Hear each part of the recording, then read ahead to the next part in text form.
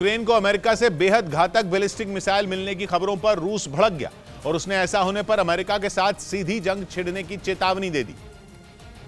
क्योंकि पुतिन पहले भी कई बार लंबी दूरी तक वार करने वाली मिसाइल देने पर अमेरिका को अंजाम भुगतने की धमकी दे चुके हैं। लेकिन खबर है कि एक बार फिर उनकी धमकियों को नजरअंदाज कर अमेरिका जल्द ही यूक्रेन को अपनी एक और बेहद खतरनाक बैलिस्टिक मिसाइल से लैस करने की तैयारी कर रहा है।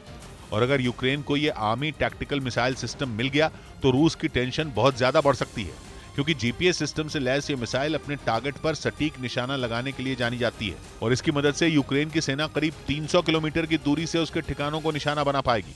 जबकि अब तक यूक्रेन अमेरिका से मिले हाइमार्स समेत जिन मिसाइल सिस्टम का इस्तेमाल कर रहा है उनकी मदद से दागी गई मिसाइल या रॉकेट सिर्फ 70 किलोमीटर तक जा सकते हैं। इसलिए ज़ेलेंस्की अमेरिका से लगातार लंबी दूरी की मिसाइल मुहैया करवाने की मांग कर रहे हैं,